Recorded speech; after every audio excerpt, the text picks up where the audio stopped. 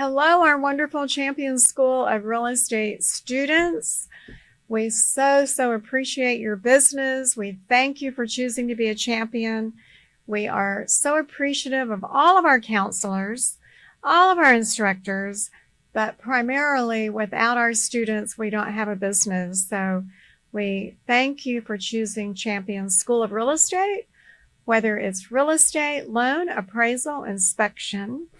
And as you know, one of the complimentary gifts that we love giving all of our students are the speakers that we invite to come in that I get to interview that are superstars in the business, whether it's real estate, loan, appraisal, inspection. They are all champions and they give you wonderful pieces of advice, inspiring you. And please get your iPad out, pen, pencil, and know that Tim Sojka is going to give you great information today. We're talking residential superstar, and we're also talking Tim Sell Property Group. And oh my goodness, 20 years and his reputation in sort of northwest Houston. Over in the Katy area is really I would say your main area of success, expertise, although in Texas, Katy, Cypress, Sugarland goes anywhere. It does, yeah. Katy, Sugarland area, which is like one of the #1 growth areas in Texas. You can't beat that. There's a reason my wife told us to move there. Yes. Yeah, exactly. Yeah. So I am delighted to have Tim here today. And we're going to just jump right into Tim Sell Property. And right away, I'm telling you that when I first saw Tim Sell, it was an instant flashback to way back in elementary school, looking at those little primer books. Correct. And learning how to actually read. So what a hook line. Wow. It was. So we found this cheat. So my degree's in marketing and advertising. And my wife and I had this great ideation session where you kind of start with this, here's you in the middle, and here's all the things about you, right? And one thing we considered the Mr. Clean brand, because I kind of look like Mr. Clean, right? We considered like the Running Man because I was a runner at the time. But when we came across Tim Sell, there's this great marketing cheat, Rita, and I think you and I talked about it, is if I can associate you with your childhood, there's this comfort level you already have with me. Exactly. So see Dick run. Right. If I could say Tim Sell, you don't know it, but I'm tapping directly into your brain and you're thinking, well, this guy's been doing this forever. So even our first year in the business, people felt they had a familiarity with us because the brand touched, certain people. Exactly. So 2 instances. So I can't tell you, when we hit town, these 2 ladies were walking in Chipotle ahead of us, and they had seen my wrap car because we have the wrap cars. And one of the ladies goes, "Oh, Tim Sell's in Houston now." Well, that's all we were. We were not anyplace else. But the brand looked so familiar and felt so familiar to her. She just felt that. And then I was at a gas station, and this young man came up to me, and he goes, "I remember your cartoon from when I was like 14." Oh, and we never had a cartoon. But the funniest one is the guy came up to me and he goes, "Hey, in 1982, you did a cross promotion with Mattress Mac where if you sold a home, they got furniture." And I didn't want to tell him I was in high school in 1982 and I had nothing to do with that. But people felt so comfortable with the brand. Yes. So in many ways, we knew we nailed it. I have some challenges with it, but Tim Sell, nailing the brand has been very good to us. And it doesn't sound like anybody else's brand. No. It sounds so different. Doesn't. People absolutely remember it. And you had the courage to do something that a lot of agents don't, and that is to wrap vehicles. We did it right away. In your brand. Yes. So going around the Fort Bend County area and seeing Tim Sell, it was just really dynamite straight out of the chute. So congratulations. Right. Occasionally you'll get a call saying, "Hey, you drive, really badly." So you do get that call. Because your name's right there. Our name's right there. But for the most part, and when people do call me and say, "Hey, you drive really badly," I said, "Well, we're in a hurry because we sell a lot of houses." By the way, who do you know that needs to buy or sell real estate? I love it. You flip it around. We flip it around on them. But the branding really was important. My wife and I had the advantage of seeing this team, and I want to give them a shout. Team Nelson in Dallas, they were the first people I saw to really wrap their cars. And he was so gracious to sit down with me. And that's why I sit down with a lot of people. He sat down with me and said, hey, here's what we do. You're moving to Houston. You're not going to be competition for me. Here's what we do. And he wrapped his cars. We have a free moving truck. If someone buys or sells with us, they get to use our moving truck for free. And he was doing all of those things. So we basically just took his template, added certain things that appealed to our superpowers that didn't work with his, and didn't do certain things he did, but basically took that wrap your car, be over the top template and just brought it to Houston. And we were one of the first realtors to really embrace the wrapping the cars, but other people were doing it ahead of us, but we were one of the first to embrace it. You were. And I remember a number of agents at that point said, gosh, I'd like to do that. I just don't have the self-confidence to do it. And yet, hey, instantly you get recognition. I mean, I'm driving down the road regularly with my phone. I shouldn't say this, but I'll see a steam cleaning company and I'm thinking, my carpet needs steam cleaning. I take a picture, so I've got the number. Or you put the QR code on it and you go straight to the website. It goes straight to the website. So yeah, you were ahead of the time. When we did it, it was so new, and it was so cartoonish, right? People would, my favorite is I had a lady pull up to a stop sign and she looked at me and looked at the cartoon, which looks a lot like me, and then looked at me and then looked at the cartoon, and then her head just whipped back and she was laughing. And you just take such great, it's like, oh, she's going to remember us for better or worse. So no one, at least at this point, we've only met maybe one person, Adam Olson, who growing up said, when I graduate from high school and I turn 18, I'm going to go into real estate. But most people don't go from high school straight into real estate sales. They have a background in something else. So I always like to ask, Tim, what was your defining moment when you decided to go from a wonderful position with Nestle and PepsiCo company in management, leadership?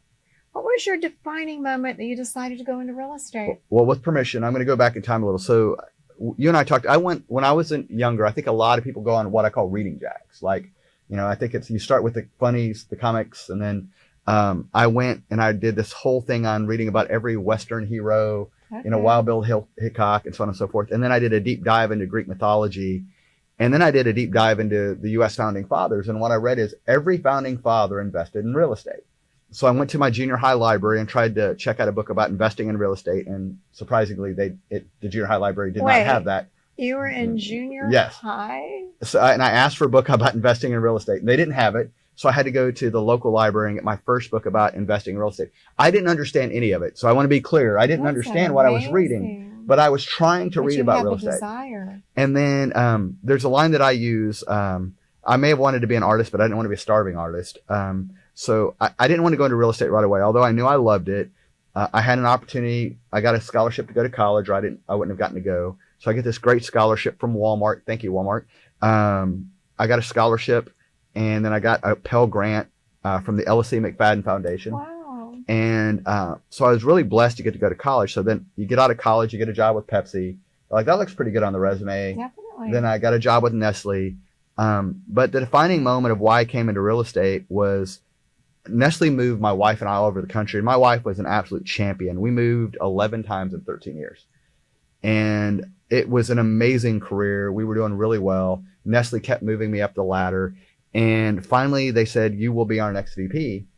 And then I wasn't. Things change, things happen, other people take power, but they made a promise. You are our next VP. And the truth is, what I've learned over the years is I would have been a terrible VP. Nestle, good call. You should never have made me a VP. I would have been terrible at it. And I think they knew that then. But because they promised and they didn't do it, I said, well, it's time to leave. And my wife and I had enough money saved up where we could go fail for a couple years. And she bet on me. My wife bet on me. We had a comfortable salary. We had good insurance. And she bet on me and said, let's go do this together. So she got together with me and we did the ideation to come up with a brand. She got with me, we put together a business plan. And then once we were up and running and I had my first 7 or 8 deals, she said to me, hey, could you sell more if I came in and did all your paperwork? And that part I love Right. because she recognized that you're what we call, old fashioned term, the rainmaker. I'm a pure salesperson. Yeah. You are definitely the one that needs to interface with people. And so she knew her position Right. would be great.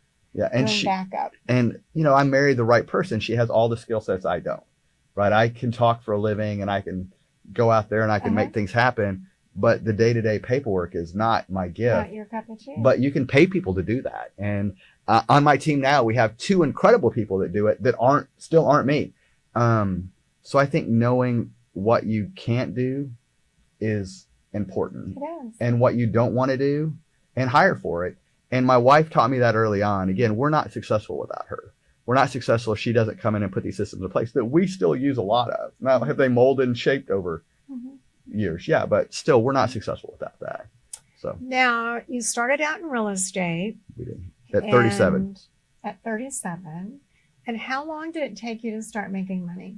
We made money year 1 because we were KW's Rookie of the Year in the city at our office.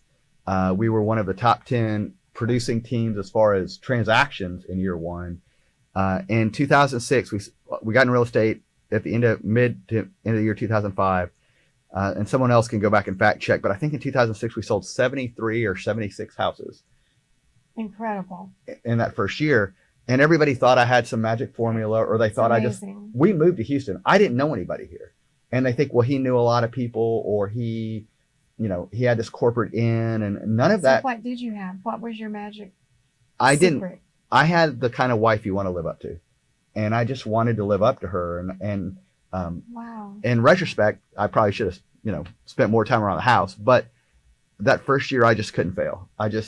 So I went out and met a lot of new home agents, because I always tell other agents, you might know several people that know 1 or 2 people that have to sell a home, but new home agents know 50 people that have to sell a home. Exactly. And they're not all going to buy from Perry or Pulte or Lennar, which are all great builders. Right. So if I go in and they have 50 people and 49 of them aren't going to buy from them, there are times that they can share that information with me. They don't often, but occasionally, may I say, they did. Especially if you're a nice person. Early in the career. And you're appreciative. Right. And if you bring them a couple deals, so this is a SWAT business. Hey, Bobby, I brought you 2 buyers already. How about, this was a time where, do you remember those 3-way tears before everybody put in the system? I would say, hey, can I just get your pink copy? I remember that. Yeah. So there were 3 tabs, like the buyer would register, not on a pad. This is when they did it the old fashioned way. And I just had this, grumpy old guy. Can I have your pink paper? Yeah, I asked him for his pink paper. Have a white one. And he gave me 50, and I called through all 50, and I got 2 deals out of that. Wow. And then I'm like, I'm going to do this more. And then I developed, a lot of us knocked off, Joe Rothschild and Jimmy and all the big producers. I came up with my own new home agent program, which looked a lot like Jimmy and Joe's, to be fair, and started picking up more new home business. So that first year, I probably did 20 or 30 deals from new homes. We had a couple, when people saw how much I was producing, a couple services called and put me in their list. And there was an old company called, at the time, they don't exist anymore. They exist under different names. There's an old company that called me called Agent Machine and signed me up. And I did 10 or 20 deals just from them. So we had all these people that were giving us business because we were making other people money. So real estate's a really interesting game. If you worry about making money, you don't make any. If you worry about making other people money and worrying about your client, you make a lot of money. Make a lot of money. And I always had that. I think we had that. My wife and I understood that from the beginning. And I think my wife was really good about clarifying too. So Stacy Sutter's a good friend of mine. And he was the biggest foreclosure agent in town. He had the Fannie Mae and Freddie Mac account. Incredible agent. And I was kind of modeling after him. But our slogan, my wife and I worked on our values, and ours was to bring sheer joy through real estate, right? But early on, I landed this large foreclosure account. And that was very, very helpful. Right. You would think it was, but then I'm knocking on people's doors saying, hey, I'm so sorry, you have to move out of your house. And that's true, too. And it was a ton of business. Very stressful. But my wife came to me and said, is this bringing sheer joy through real estate? And it was a really tough conversation. It's like, it's not, but babe, it's like 5 to 25 deals a year. And she's like, but this isn't what we do. This isn't who we are. And I think clarifying that was really clear. And Stacy Sutter basically said to me, he goes, look, you go sell the pretty houses. I'll go sell the ugly ones. You stay on your side of the street and I'll stay on mine. And it just went so much better for me when I realized you have to realize what you're not. What you really enjoy. Foreclosure is a joy. lot of paperwork. That's not my gift. Foreclosure is asking people to move out of their house. I didn't love that. Sad.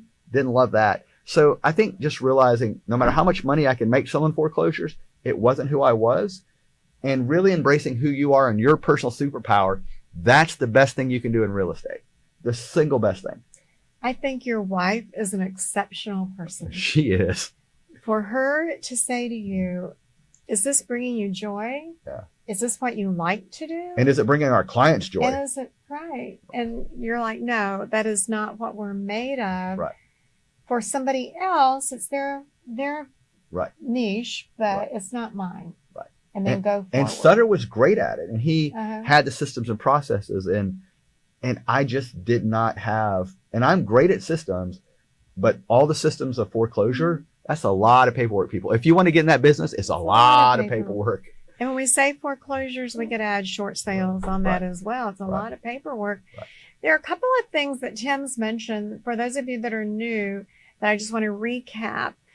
And recapping that right now, you can go out and meet and greet new home salespeople. You can. You can just say, checking out my new territory, want to do some research, want to know what you do as a new home sales agent. How can we work together once I'm licensed? So that is what Don't go in you and ask. did. Yeah, don't go in and ask them for a deal. Hey, can you throw me one? I'm starving. They don't want that. No, But just if- meet and greet. But if you bring them a couple deals, I have There you no go. problem. Like if I bring a new home agent a deal going, hey, I brought you one, it's your turn. So I had a buyer that went into like 5 new home agent offices. And I called every one of those agents and said, hey, I brought you a buyer. You need to throw me a deal. Well, they didn't buy with me. Well, I brought them to you. It's your job to wrap them up. So if I had a buyer that went with me and it was never my wife, I know people think I just took no, I don't think we ever did that. But if I had a real buyer that I brought to 5 or 6 new home agents, I would call every one of them and say, I brought you a buyer, you owe me a deal. And again, if they said, why, I didn't wrap them up. Well, that's on you. I did my job. I got them to I you. brought them to you. So who are you going to give me? I pre-qualified them. Right. I Got them to you. found out that they needed to be in this area. Right. So with new home Yeah. agents, there's a lot you can do for them. Like you can offer to hold their houses open. You can do social media posts for them. And I'm an old guy. If I can do a social media post for them, you can do a social media post for them. There's all kinds of incredible things you can do to partner with them. Don't ask them for business. Keep saying, what can I do for you? What can I do for you? And then when they, I've gotten this call from a new home agent. It's a great call. Hey, Tim, I've got a $700,000 house. I'm going to put you on the deal. I need $10,000 back, but you're still going to make, $11,000. Are you okay with that? Yeah, I'll be all right. So just, you will start getting those calls. Or, hey, Tim, I have a home somebody needs to sell. They're already under contract with me. I'm not going to pay you here. I just need you to sell that home. But that doesn't come from you asking for a deal. That comes from you consistently offering value to new home agents. Being available, helping somebody else, definitely. We still do, and I don't work it as hard, but we were at one period, we're doing 16 to 25 deals a year from new home agents, just from new home agents. And now I probably do 5 or 10, but I don't work it as hard. That's huge. But 15 to 25 deals from one source from new home agents. And a lot of people, that's their whole year. We were doing that on one source of business. I have to mention something absolutely incredible. In the year 2006, this gentleman closed 76 properties. Yeah, 73 or 76. Yeah, that was our first year. Yeah. That was unbelievable. First year in the business. And therefore, I want to say and ask, at what point did you start growing your team? And why and how did you do that? I think it was a couple things. Luckily at Nestle, I kept getting promoted and I learned what I wasn't good at. And then when I got into real estate again, we talked about my wife coming in and saying, hey, you go sell and I will set up systems. So we had seen another team, that team in Dallas, Bill and Andra Nelson, if you're watching, thank you. They gave us a lot of good advice and they operated as a team. So my wife and I had some semblance of a team before most people did, but also knowing that I got clogged up in the weeds if I got pulled into the paperwork. And Wasn't your thing. she got clogged up in the weeds. Now, my wife can sell better than I can do paperwork, but she didn't want to go out selling. She could. She didn't want to. She didn't want to.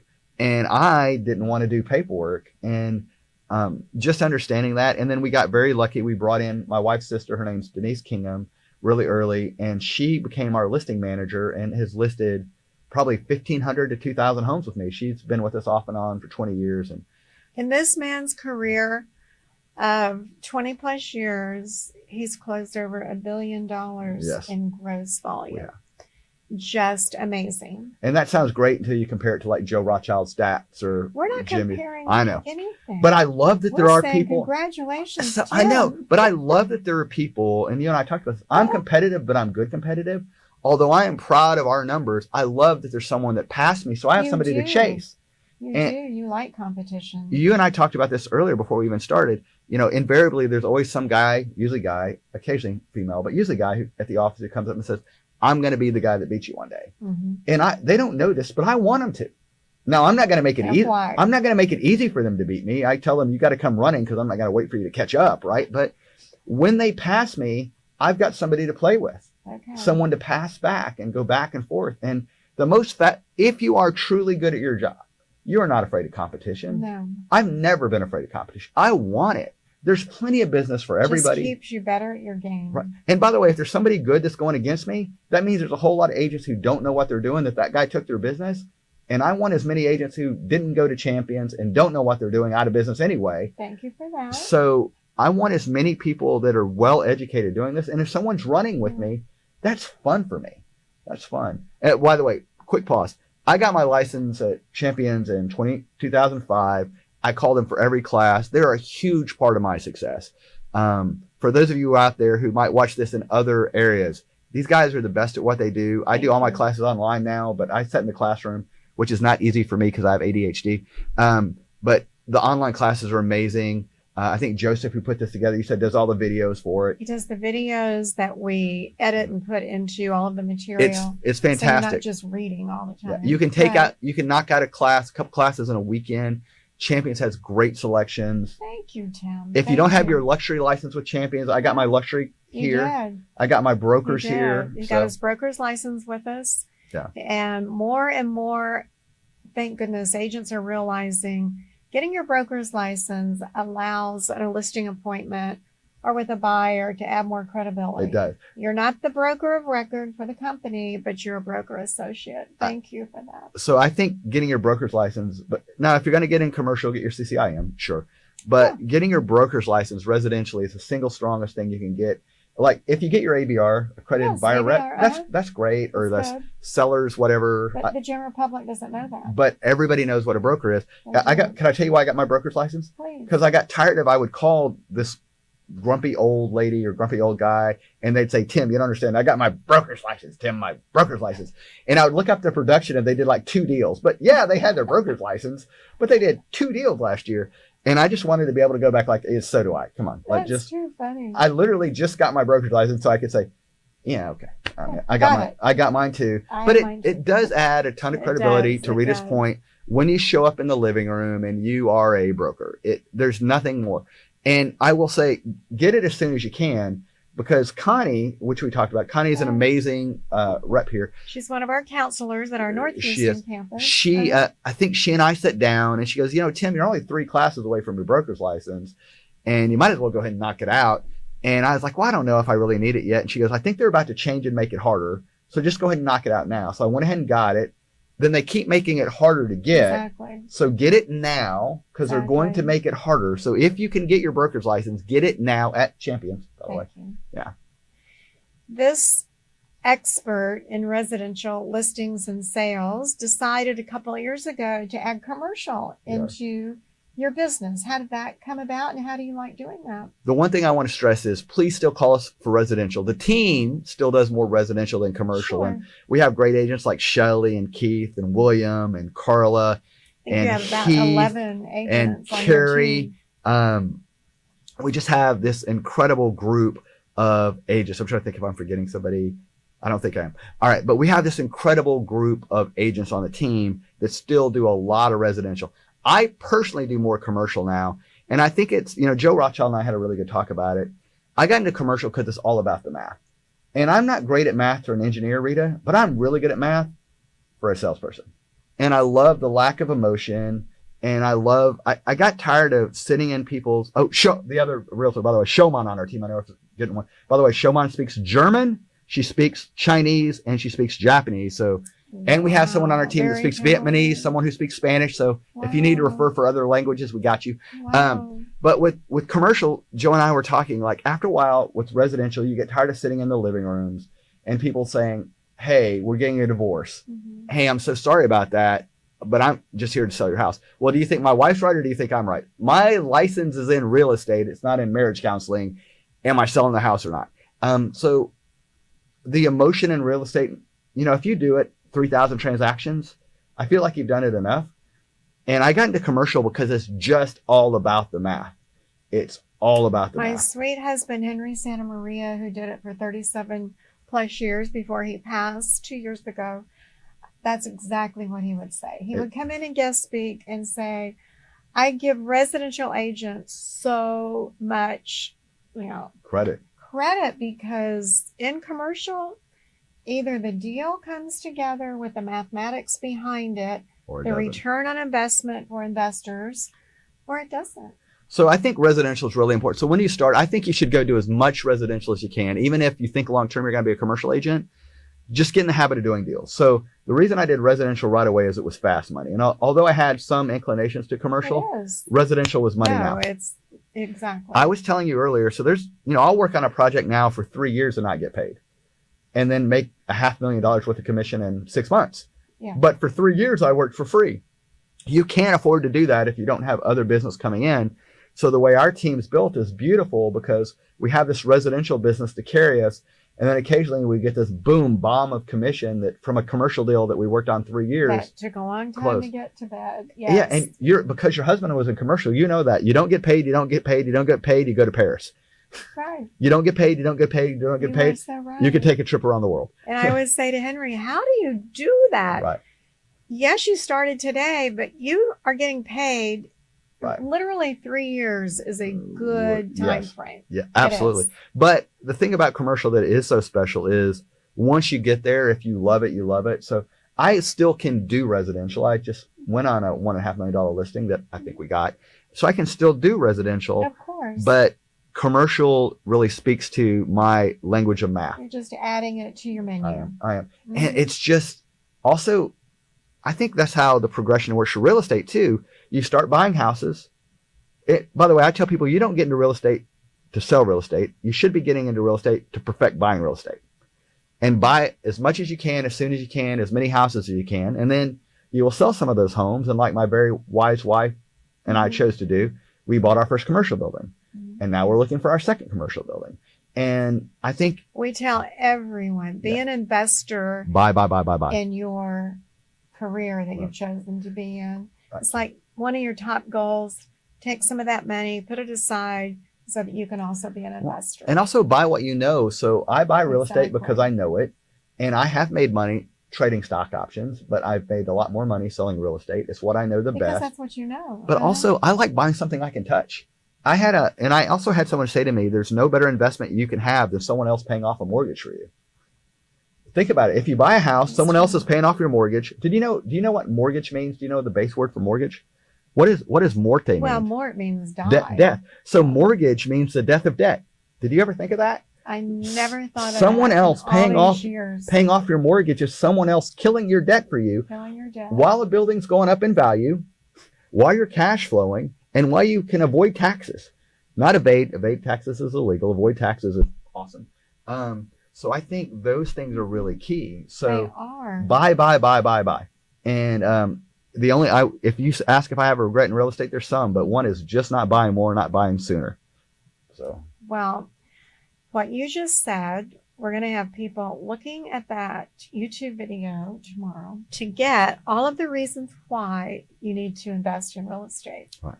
And I would really ask you, if you can do it, can you repeat it one more time? All the reasons you need to invest in real estate. So there are 4 reasons. So this is from the book. I highly recommend this book. It's called What Every Real Estate Investor Should Know About Cash Flow. I think it's by, it'll come to me. But what every real estate investor should know about cash flow. And it says there are 4 ways to make money in real estate. Number 1, cash flow.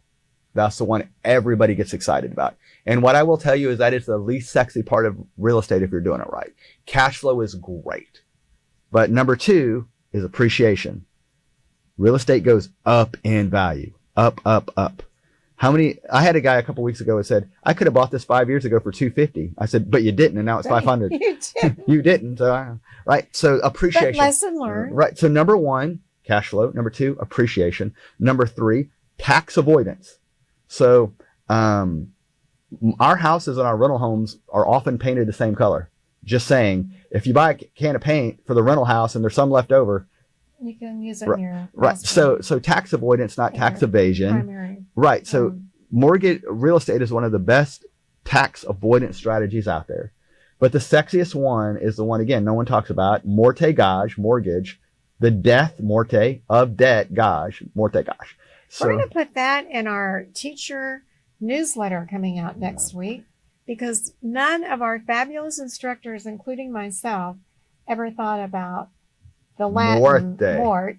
And yes. And I don't know if gage is technically debt, but I know morte is death. It is. Right. And I think gage is debt. It is. Yeah. Interesting. Yeah. Stupid Facts by Tim Sojka. Going back to the team, you started a team right away. Yes, ma'am. So many agents are hesitant to do that because they don't want to share commission. Did you find that once you started building your team, that you not only doubled your income, but at least not at least, but possibly started making more money? And it's expansive. Can you tell how much more money that you're able to make when you feel comfortable? Yeah. So doing that? There are certain agents, and there's a guy in our office who's incredible. And I know several agents who are like, I sell less houses than you, and I keep more money than you. And they're true. Like, hey, I know a guy who sells probably 80 to 120 deals a year by himself, has no assistant, keeps all his money. And that's great. But he's working every weekend. He's never seeing his family. And as incredible as that is, you can't do that forever. Forever, exactly. So I haven't worked a Sunday in years. I very seldom work Saturdays. And you're buying a lifestyle. But also, if you build a team properly, when you when I brought on my closing assistant, my wife, and she set up all these systems, I could go sell more. So our money just went through the roof. And you could say, well, you weren't paying her a lot. No, I wasn't. To be fair, I probably should have, Lori, I should have paid you a lot more. Or I should have paid you probably at all, but a lot more than I should have paid you for sure. Should have paid you a lot more. But when you get your first assistant, you'll notice your business jumps.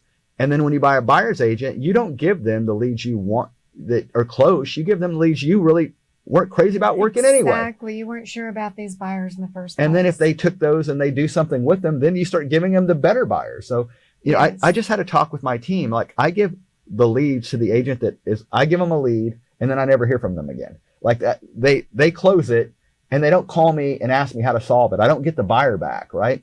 So once you have a couple agents like that, like, I have this buyer lead, they're going to take care of it, and I'm going to get half or 2/3 or 1/3, whatever your commission splits are. That's between you and them for handing off a lead, creating a text chain going, hey, Bob, this is Kevin. Kevin, this is Bob. Kevin's going to help you, Bob. And I make a call, and then you don't get the whole commission, but you get something, right. And all you did was the lead. But then if you could do that 3 times. There you go. But also, so if you're getting into real estate just to make money, you're going about it wrong. So there's something that I tell people. I think when you get really clear on your goals, it makes life so much easier. So I think one of the best things you can do for yourself is sit down and decide what your goals are, and you narrow it down to one thing. And my one, and I had Alron Cohn from Joe's office. We came up with 2 goals for me, and one is to create millionaires, which is neat. So I want to have as many people on my team that make money as possible. So Alron Cohn and me kind of sharpen that. And then I sat down with a good Christian counselor, somebody that I really look up to. And he said, I think you have your goals wrong. He goes, that's a great goal. You should want to make other people money. He goes, but that's not really what it's about. He goes, really what you want it to be about is, and I'm sorry you lost your husband a couple years ago, but how valuable was it to have people come up to you and say, my life was better because your husband was in it? Yeah. That should be what it's about. Like all I want in life, that's the best. if I do this right, That's the best. if I do it right, people come up to me, Yes. or not, I'll be dead. People come up to my daughter and or wife and say, look, my life was a little better because your dad was in it. Your dad did this for me. Exactly. I want to tell you a story about your dad. Exactly. And I get that. Yeah. And it's the best gift ever. And if you really go into it with that goal, Mm-hmm. this is so easy. Because you can make more money, but what if you took somebody? I had a guy on my team who had never made more than $30,000 in his life. He had his first $100,000 year with me. He had the first year in his life that he made more money than his wife. Make you feel amazing. Yeah, he made more money than his wife. And he came to me, he goes, I got to tell you, my pants fit a little better. I made more money than my wife this year. I've never made more money than her. He goes, I got to tell you, I'm walking around the house and I've got a little. And right, I feel pretty good about that. I feel pretty good about that. And that was the first. And although that guy's no longer with me, he gave me this incredible gift of, hey, I helped him do that, right? Yes. And it felt good. How many other people can I help do this? And on my podcast, The Tough Talk, on my podcast, we say a lot, and this is a Gary Keller quote, if you create a tent big enough for other people to be able to reach their goals under, you get to keep people for a while. But you got to create bigger and bigger and bigger tents.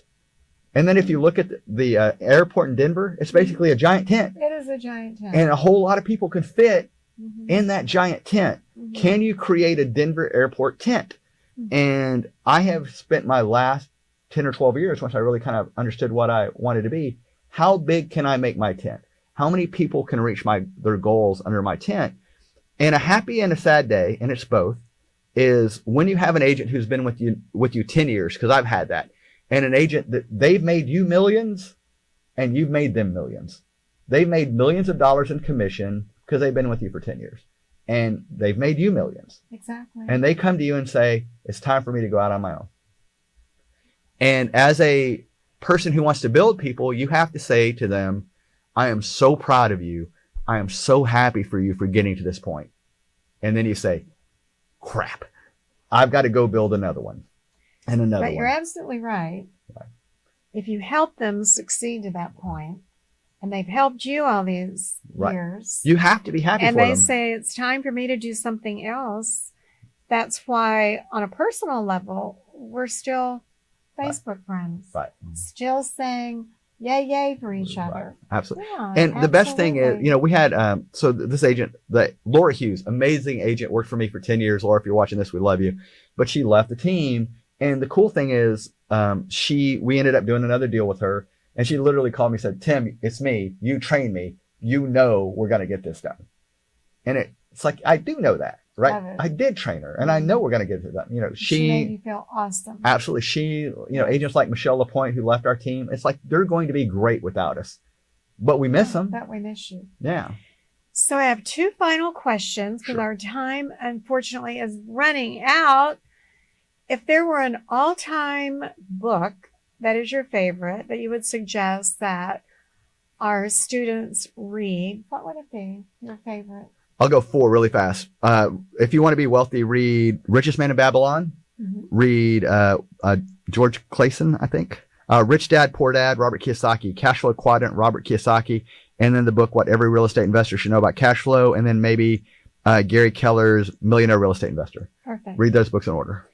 And you are a multi-million-dollar success, and you've received many awards, acknowledgement by the Houston Business Journal, by the state of Texas, just certainly within, not just, but within the KW system. Right.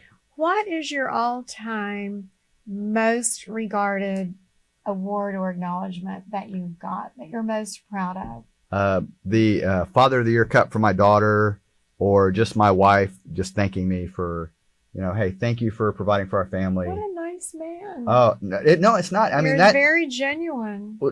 So I had a guy who came to our office, and it's quick and it's a funny story. And he goes, you have so many awards. And I asked why you wanted to join the team. And he goes, I'm sitting in your office and you're using a HBJ award as your doorstop. And I said, well, I have a lot of HBJ awards. I don't have a lot of doorstops. And so awards are great. They are. They are. And I'm not saying they're not. And by the way, I love my HBJ awards. Please take it as a compliment that I keep them all. But I think the best reward you can have in life is your daughter calling you and saying, hey, I'm going to a job interview. I'm out of questions. Can you give me one more question? Right? Love it. Or your wife just saying, hey, this guy came up to me one time and said he was going to pass you. And I kind of laughed at him like, good luck. Right. I mean, those are the compliments that carry Last you forever. that last forever. So, Last forever. So Well, you are a dynamic superstar, thank you. and you can certainly understand why he is so successful. Tim Sojka. Nice. And he has a wonderful talk show. It's called Tough Talk. We have the Tough Talk. Rita actually is going to be on it. I'm going to be on in a couple of weeks. So Rita's going to be on our podcast, and what the podcast is about is called the Tough Talk. It's not about the fun things to say. It's about, okay, you're 2 glasses of bourbon in, and somebody's thinking about getting into real estate, and you're going to tell them what you really think, the negatives and positives of real estate. Hey, you're going to get calls on Sunday. You're going to get calls on Easter. Are you sure you really want to do this? These are the toughest things about real estate. Learning contracts is hard. You should take more classes at Champions, right? Thank you. Yes. So things like that. It's the tough conversations with real industry leaders like Rita, Joe Rothschild, Joey Kilcombs is coming on, Robert Anthony, just some major players. And we're going to have the biggest agent in Michigan. Wow. I mean, we have some monsters. I think Diane Kink's agreed to come on, and she's awesome. amazing. She is. So we have some amazing guests. But again, it's looking at them a different way. It's not just talking about their business. It's a tough talk to you to find out what you can do to take your business to the next level. The tough talk. So see Tim Sell Property Group. And you also have some YouTube that they can go to and look at. And most definitely, you never ever, as a person in sales, never ever read, hear, see enough YouTube's podcasts giving you just, if not inspiration, definitely giving you ideas to bring your income to the next level. Just they're out there. Use them. Go to Champion School of Real Estate YouTube channel. It's just, we always want to help each other, and it's like, if we do a good job, then you do a good job. Absolutely. And then it's just a back and forth win-win. So thank you, Tim, You're welcome. for being here. Thank you for your time. And thank you for those wonderful, wonderful remarks that you made about our industry. You're awesome. I so appreciate it. So students, we will see you next month for the next interview. But in the meantime, go to our YouTube channel. Listen to what Tim has had to say today. You'll get wonderful, wonderful, helpful comments and directions. Thanks for your business, and see you next time. Bye, Tim Sojka. Bye-bye. Thanks for having me.